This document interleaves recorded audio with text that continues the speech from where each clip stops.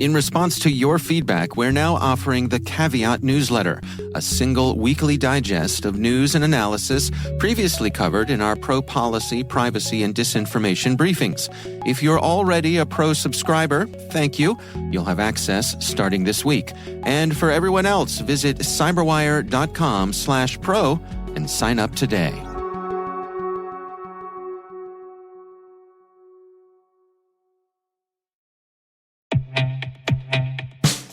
Introducing ArcSight Intelligence by OpenText, an enterprise behavior analytics solution. Intelligence repurposes data you're probably already collecting to uncover patterns of behavior missed by other UBA offerings. With its powerful, unsupervised machine learning models trained continuously and exclusively on your data, Intelligence is your ally in detecting insider threats and novel attacks. No rules to maintain or thresholds to update, just context-rich threat hunting leads. Learn more about ArcSight Intelligence by visiting arcsight.com/cyberwire.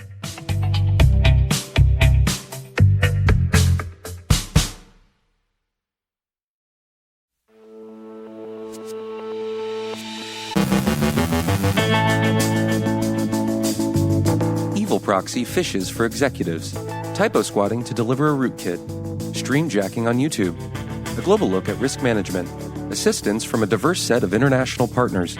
In our Solution Spotlight segment, Simone Petrella speaks with Diane Janosek, Executive Director of Capital Technology University's Center for Women in Cyber, about paths to cybersecurity and ways to address cybersecurity workforce intelligence through education.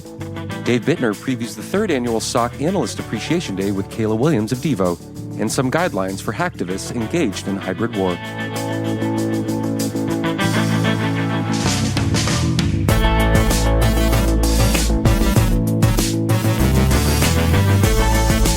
I'm Trey Hester, filling in for Dave Bittner with your CyberWire Intel briefing for Wednesday, October 4th, 2023.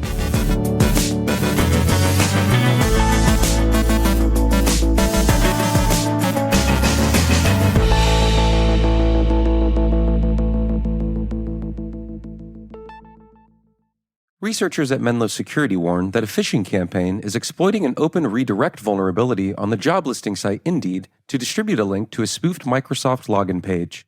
The campaign is targeting C-suite employees in various industries, particularly in banking, financial services, insurance, property management, real estate, and manufacturing. The threat actors are using the EvilProxy phishing as a service platform. ReversingLabs has discovered a typosquatting campaign affecting the JavaScript package manager NPM. The malicious package impersonated the legitimate package Node Hide console window and was downloaded more than 700 times. The package installed a Discord bot called DiscordRat 2.0 designed to deliver the open-source rootkit R77. The researchers explained, quote, "Like DiscordRat, R77 is an example of open-source malware with extensive documentation that makes it easy to deploy even by novice actors. R77 is a fileless Ring 3 rootkit that is able to disguise files and processes and that can be bundled with other software or launched directly. R77 is a recent addition to DiscordRat 2.0, with previous versions of that open-source malware lacking the ability to launch a rootkit. Also of interest, the DiscordRat 2.0 executable we studied did not use the newest version of the R77 rootkit, but an older version of the rootkit." End quote. Bitdefender looks at streamjacking attacks on YouTube in which cybercriminals compromise large YouTube channels and use them to host live streams promoting scams. Many of the streams are Elon Musk themed, with a particular focus on Tesla news and cryptocurrency investments. Some of the compromised accounts had millions of subscribers and billions of views. Bitdefender notes that in most of the cases analyzed, it seems that if the malicious activity is detected by YouTube, the actual channels are deleted altogether. This means the legitimate owner of that channel will lose everything: videos, playlists, views, subscribers, monetization, and everything that goes beyond the YouTube channel itself unless talks are undertaken with YouTube. PwC has published its Global Digital Trust Insights Survey for 2024, finding that although cloud attacks are the top cyber concern, about 1/3 of organizations have no risk management plan to address cloud service provider challenges. Additionally, more than 30% of companies don't consistently follow what should be standard practices of cyber defense. The survey also notes that 1/3 of this year's respondents agree that 4 types of regulation will be most important to securing the future growth of their organization. regulation of AI, harmonization of cyber and data protection laws, mandatory reporting of cyber risk management, strategy and governance, and operational resilience requirements. The European Peace Foundation has established a 15-workstation classroom to train Ukrainian military personnel in cyber operations, EU Neighbours East reports. Quote, "The classroom was set up by the Estonian Academy of Electronic Governance. Within the last 18 months, the e-Governance Academy has procured, set up, installed, and configured cybersecurity equipment, security hardware, and software for the Ukrainian Armed Forces and conducted related training." The New York Times offers an account of how support for Ukraine's cybersecurity has been delivered. Microsoft in particular is mentioned in dispatches. The Vice President of European Governmental Affairs for Microsoft told the Times, quote, "I think it's appropriate to start with the war in Ukraine. It's something we've been engaged in very actively from the start, even before, because of all the signals. 65 trillion signals that we analyze every day to make sure that our customers are safe. We have certain insights and information that governments don't have. So we saw early on that something was going on in Ukraine, and we collaborated with the Ukrainian government and gave them the information we had." End quote. The information provided was related to cyber operations. We note in full disclosure that Microsoft is a CyberWire partner.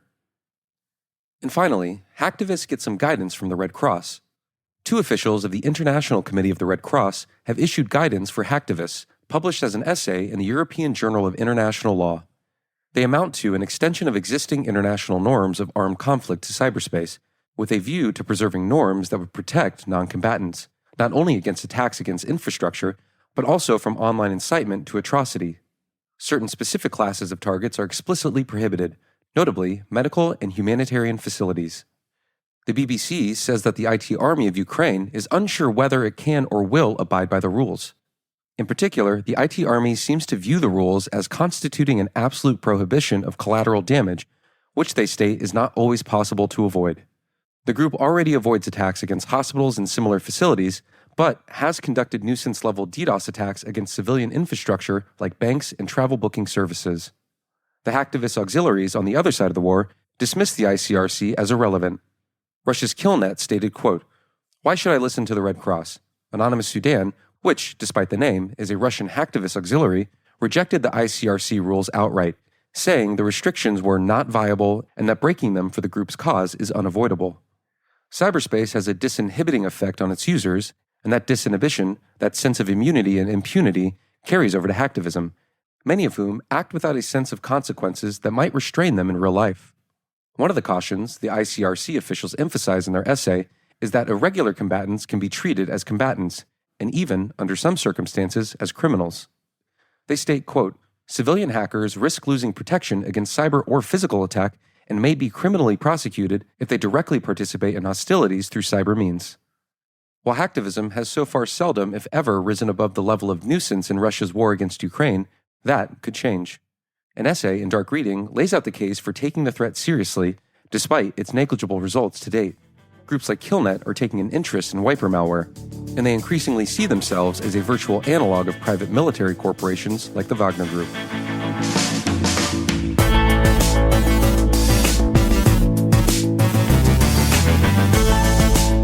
Coming up after the break, in our Solution Spotlight segment, Simone Petrella speaks with Diane Janosek, Executive Director of Capital Technology University's Center for Women in Cyber, about paths to cybersecurity and ways to address cybersecurity workforce intelligence through education.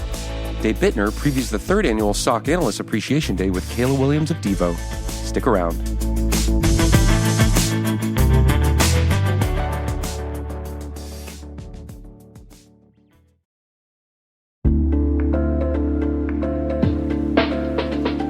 When was the last time you thought about how much of your information is on the web and who has it?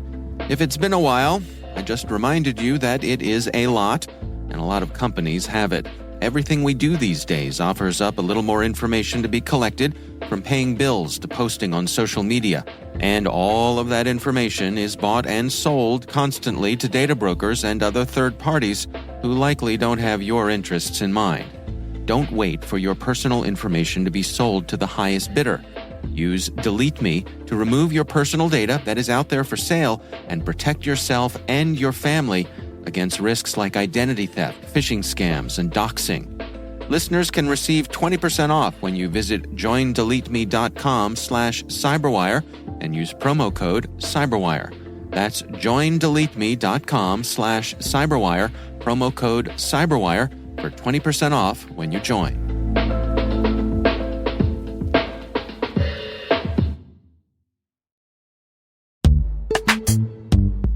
This episode is supported by Code Comments, an original podcast from Red Hat. Be honest, do you comment your code? When you're working on a project and you leave behind a small note in the code, a code comment, to help others learn what isn't clear in the code. Sometimes we leave comments for other people. Sometimes we leave comments for ourselves, a type of breadcrumbs.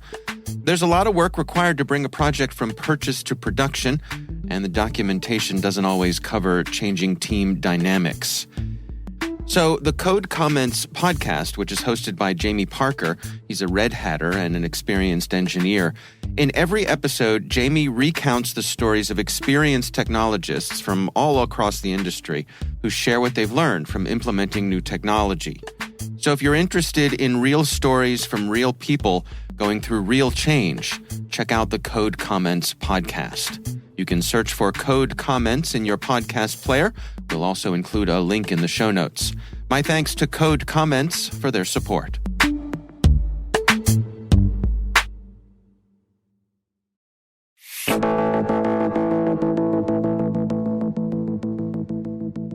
Today, I am so thrilled to be joined by Diane Janosek, Executive Director of Capital Technology University for their Center for Women in Cyber. Diane, thank you so much for joining me today. Oh, thank you, Simone. I'm excited. I am too. Let's get right to it. Can you start off by telling me a little bit about your own path into cybersecurity? Oh, sure. I wasn't expecting that one, but we all have different paths, especially since, as we know, cybersecurity really didn't pick up as an academic discipline until about 20 years ago, and it was in infancy. So folks that are working in the field usually have different paths, and we all come together around a common passion. And so my path was really on the law, policy, and technology side. I went into network security policy, and I really appreciated that. I also had to deal with some of the unauthorized disclosures and a lot of our interfaces with the public and Capitol Hill in terms of protecting information. And then, of course, the protection of privacy and civil liberties. So those all really synchronize. So I like to think that cybersecurity is kind of a nice umbrella because there's multiple things within that are just really exciting and always changing. Yeah, that's amazing. So tell me, how do you think that your own experiences have shaped the way that you think about the cyber talent challenge that we're grappling with as an industry here? That's part of what we like to talk about and highlight. So where does this kind of land for you as we think about how we solve this? How we solve it? That's like the $1 million question. I know. So if you had $1 for every idea, but I think what we're looking at as the real challenge is getting the country energized, right? You always have to have a sense of urgency that there's an issue that we have to rally around, kind of like the World War II, kind of, we can do it and pull together. I usually have to have that as an impetus before you really get people on board and, get that momentum and get the buy-in. I think we've had that with enough incidences going on, as well as people at their home having their own Ring doorbells, compromised and, having their bank accounts constantly having to change out their credit cards, they were compromised. So people are feeling it at a personal level. And then they're also seeing it, at a national level in terms of banks and libraries and Department of State. This is a challenge. It's real. But not everyone's coming together in terms of how can we make a difference to actually change this? And I think that part of that issue lays on how the United States is constructed in terms of our three branches of government with our federal and our state, and how that issue has arisen on top of our governance in the United States. And that what makes it particularly challenging in terms of, is there one way forward or not? Or can we all rally together around some common purposes and goals? Yeah. It definitely strikes me when I think about having worked in this space, but also previously in the more functional side and operational cybersecurity side, that there are a number of really impressive initiatives, whether it be through industry, academia, and government, that are looking to sort of take on this workforce shortage and the talent and skill set shortage we have head on. What are some of the things that you have found, especially in your work with Capital Technology University, that have helped to create new pathways, not only for individuals, but maybe even for the employers that are looking to, employ these graduates after they go through their programs? Everyone has, an innate need to belong. They all want to belong to something that's important. And if we can get people to have a sense of this is areas important, you can easily get them into the pipeline. But getting them into the pipeline and getting them into the workforce, I think are almost two different equations, right? And we're trying to match those up with all the initiatives that are going on right now. So in that regard, I think they're looking at all avenues of tapping into talent, starting off young with, some of the middle schools and the high schools, starting off with varying types of degrees and scholarships and opportunities for associate degrees and bachelor's degrees. They're looking at doing cross-training for mid-level career people that may want to change and move into the area of cybersecurity, some cross-training going on. They're looking at, there's initiatives right now with veterans and first responders. After they may have done their 20 years, they can move on and try something else, moving naturally into cybersecurity, retraining and having that paid for and having them open up the doors for that. So just opening up the aperture of who might be interested so that the pull to pull from and to gravitate and, get the energy behind it, there's a bigger mass in which to literally pull from. From that way forward, from the employer perspective, as you mentioned as well, they have to be creative. So keeping folks upskilled and current is a whole nother challenge. So this field is just layered with issues in terms of opportunities and challenges that have to go through it. So that's why I call cybersecurity a team sport, because there's so much to get the right person in the chair at the right time to fit, to address the right threat. Yeah. I love that you referenced that it's a team sport. It's something that I've harped on for a while now around the idea that we're often trying to field players, on the field without even knowing their positions in a real consistent way. And then we're somehow surprised when we haven't given them the upskilling or the training to be successful in those roles. We just expect them to kind of grow on trees. So that resonates with me a lot. One of the things, though, and it's near and dear to my heart, I know to yours, is how much we've seen statistics over the years around representation in the cybersecurity field, specifically around diversity of all kinds, women in particular. And this recent study you're citing shows that the finding of, the statistics we've seen across the industry are mirrored in the CAE institutions as well, meaning we're still lacking as much diversity as we could in those programs and in the industry. So my question to you, even as a passion play and having mentored so many women and worked in this field for so long, is what can not only academia, but, when you think of broadly about the industry, what can our industry partners, what can academia, what can government do, what can organizations do to really not just talk about diversity and increasing diversity, but what can they really do in your mind that would start to actually have an impact on those numbers? Well, thank you for that. So in the area of gender diversity, which I think the numbers are, quite low, they're not moving as far as they want. I believe, Jen Eastley recently commented on that. They're moving some, but, not enough. In the area of gender diversity, they've been doing studies in terms of, when a young female might want to get into a STEM field. They generally make up their mind by 10th grade, if not 8th grade. So you have to start really early. So they may say, I want to go into science. And somebody may say, well, but you're so good at writing. I mean, you are such an amazing creative writer. Like you don't want to give that up.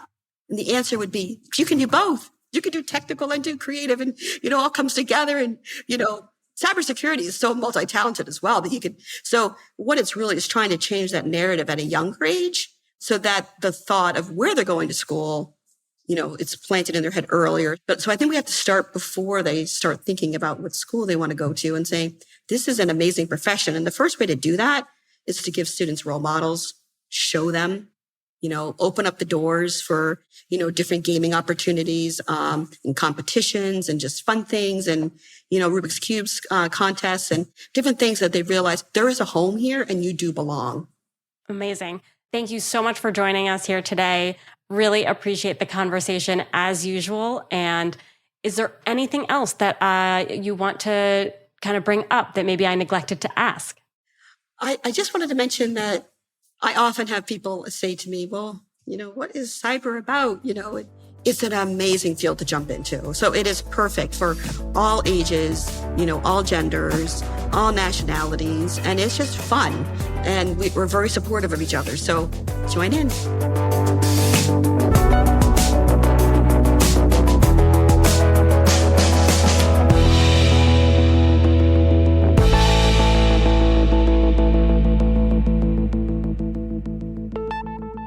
Kayla Williams is Chief Information Security Officer at security firm Devo. They're celebrating the third year of their annual SOC Appreciation Day, an online event highlighting SOC analysts as unsung heroes and encouraging organizations to improve their job satisfaction and mental well-being. Here's Kayla Williams. Devo established our SOC Analyst Appreciation Day 3 years ago to pay some very long overdue kudos and thanks to SOC analysts who are on the front lines, and to encourage organizations to improve job satisfaction and mental well-being, not just for SOC analysts, but for the security team as a whole. Well, give us an idea here of what exactly the event entails.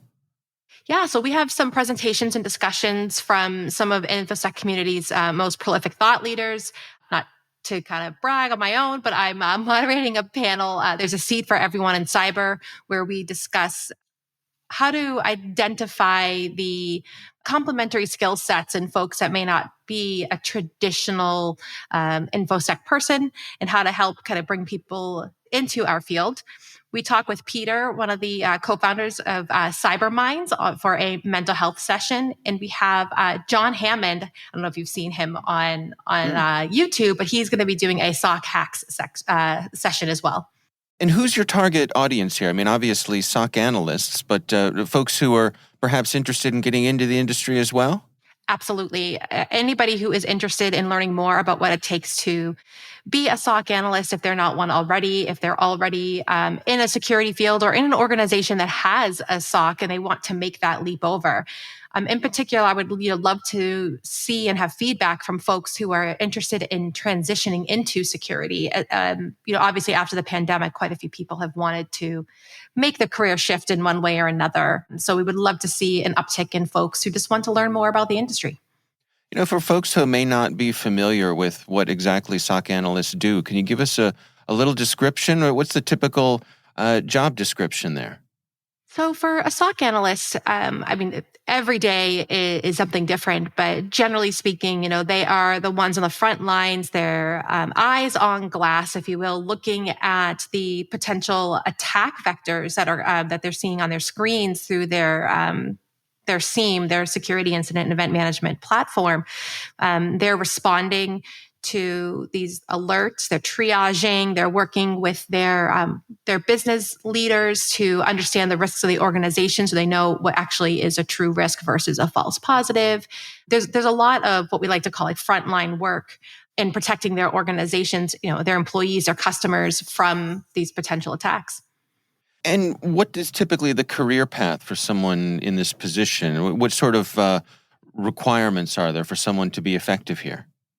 In my opinion, there really isn't a traditional path anymore. There used to be a very technical, you wanted to be in the weeds, if you will, from a technical perspective. But now, we're seeing shifts across the industry where people like myself, I don't have a traditional background. I came from auditing. That was where I kind of got my start in this field.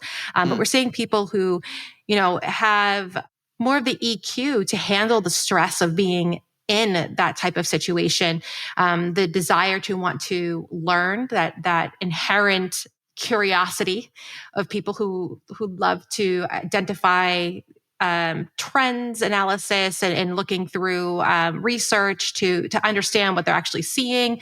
They have this sense of justice, of wanting to stop the bad guys, if you will. And really, it's a field for everyone, more so now than ever before. Well, the event is coming up. It is October 18th. How can people find out more? They can find more at socanalystday.com. That's SOCAnalystday.com. All right, terrific. Well, Kayla, thanks so much for joining us. Thank you for having me. It's great speaking to you again. Kayla Williams is Chief Information Security Officer at Devo.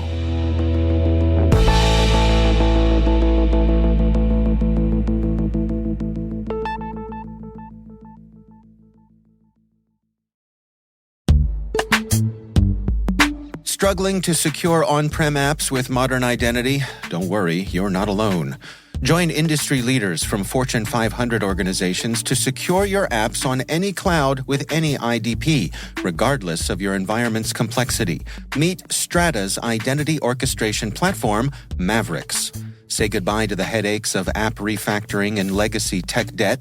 With identity orchestration, you can modernize legacy apps to use MFA or passwordless authentication in a few weeks, migrate from one IDP to another, and so much more without changing the app.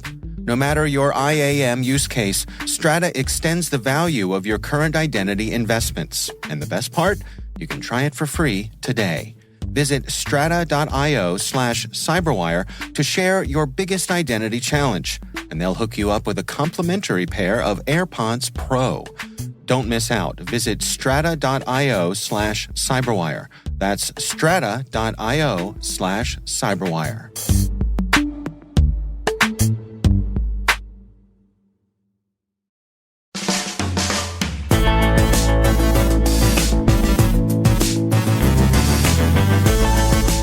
And that's the CyberWire. For links to all of today's stories, check out our daily briefing at thecyberwire.com. We'd love to know what you think of this podcast. You can email us at cyberwire@n2k.com. Your feedback helps us ensure we're delivering the information and insights that help keep you a step ahead in the rapidly changing world of cybersecurity. This episode was produced by Liz Irvin and senior producer Jennifer Ivan. Our mixer is me, with original music by Elliot Peltzman. The show is written by our editorial staff. Our executive editor is Peter Kilpie, and I'm Trey Hester filling in for Dave Bittner. Thanks for listening. We'll see you back here tomorrow.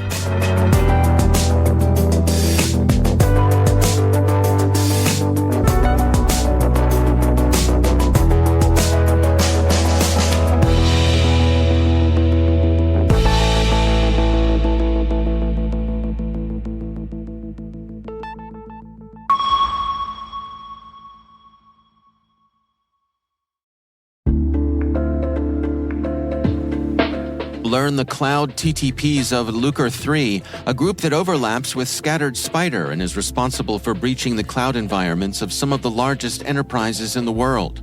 Permiso is now offering complimentary briefings on this threat group with Ian All, Senior Vice President of P0 Labs and former Head of Advanced Practices at Mandiant. These briefings help security teams better defend against attacks orchestrated across identity providers, IaaS, SaaS, and CI/CD pipelines. Head to permiso.io to schedule your free briefing today.